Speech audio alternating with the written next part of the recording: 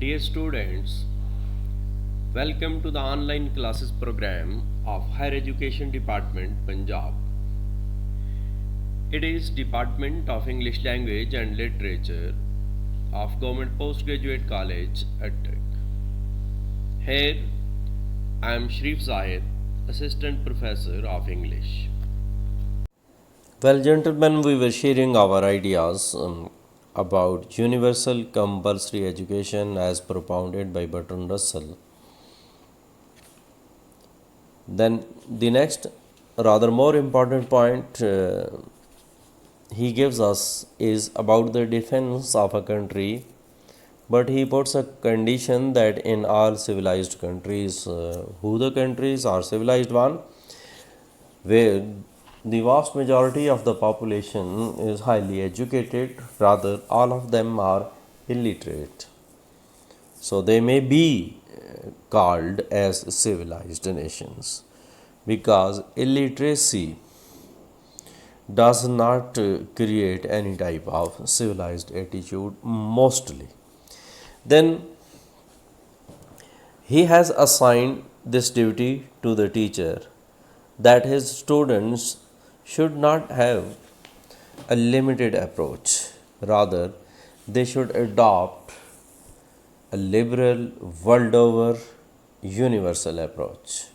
Let us resume from the text where he says that against both the teacher should be the main safeguard. It is obvious that organized party spirit is one of the greatest dangers of our time. Russell says that it's quite clear that if we impart our education considering and pressing about organized party system, then it is the danger. In the form of nationalism, for example, we are promoting nationalism. What will it result in the end?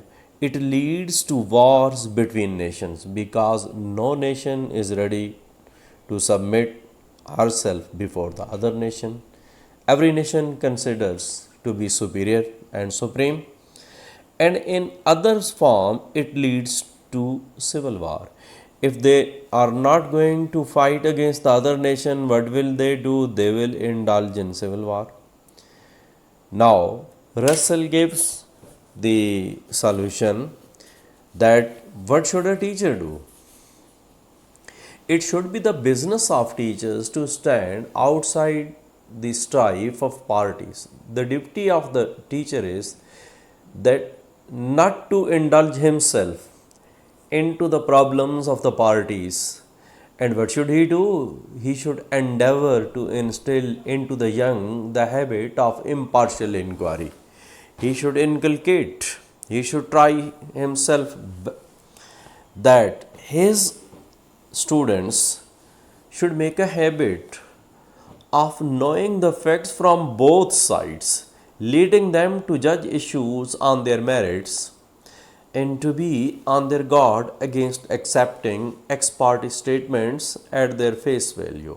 He should not accept as somebody approaches him and complains. Rather, he should take the opinion of the other side as well. Rather, he should investigate or at least he should verify the statement.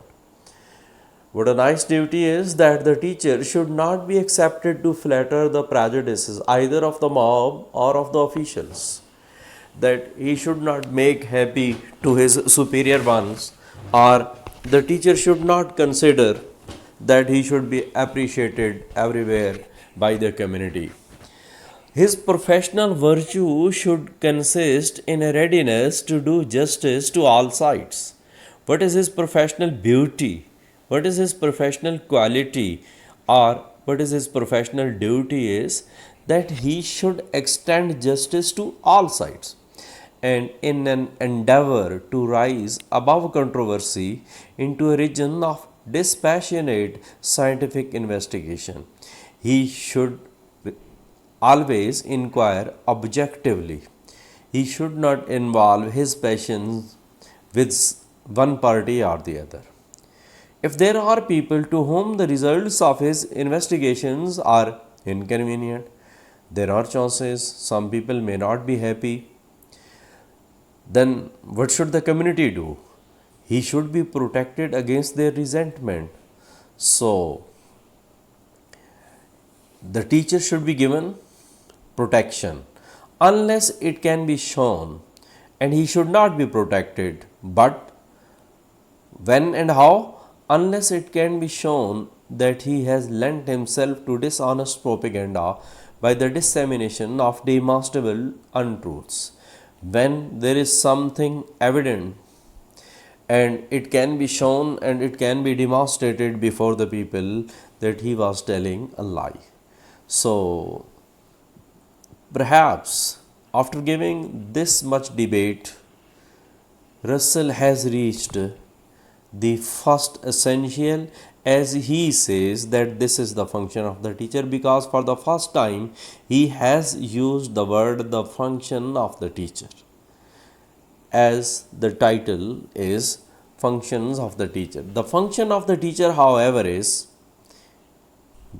not merely to mitigate the heat of current controversies. He should not be busy while decreasing the anger of the people or making satisfied one party and then approaching the other one. He has more positive tasks to perform.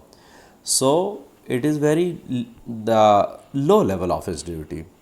The high level of his duty is that he cannot be a great teacher unless he is inspired by a wish to perform these tasks that he himself should desire to perform, rather more tasks as compared to satisfying the people or decreasing their angers. Russell, in very beautiful phrase, says that teachers are more than any other class the guardians of civilization. What is the duty of the teacher? The duty of the teacher is that with respect to any other profession, any other class means any other profession. So, who the guardian is of civilization? It is the teachers who are the guardians of civilization. They should be intimately aware of what civilization is. So, it is but essential that they should know what the civilization is, and desirous of imparting a civilized attitude to their pupils. Not only they themselves should be well aware of what civilization is, rather they should have a desire to impart this attitude, civilized attitude, among his students. We are thus brought to the question. So now the question arises, what constitutes a civilized community?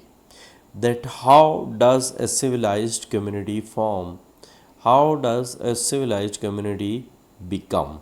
Who the people are to whom we may call civilized one?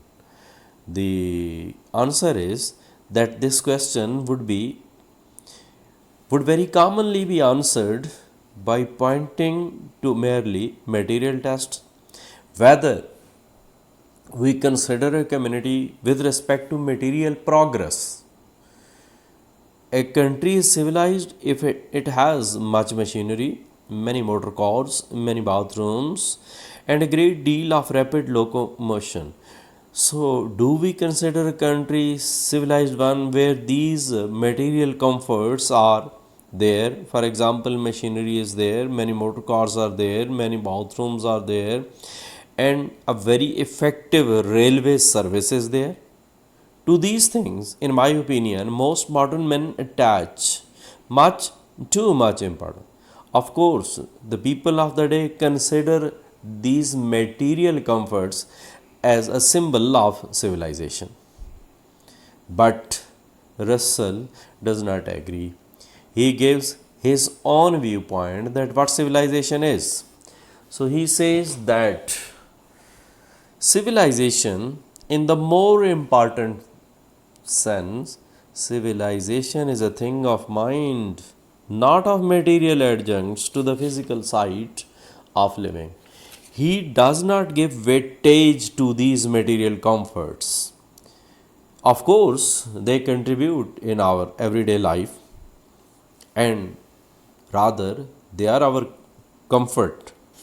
But these comforts does not mean that people are civilized. Then how they become civilized?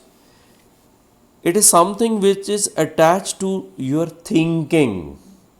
And he gives a twofold formula at the end, that it is a matter, means civilization is a matter, partly of knowledge and partly of emotion.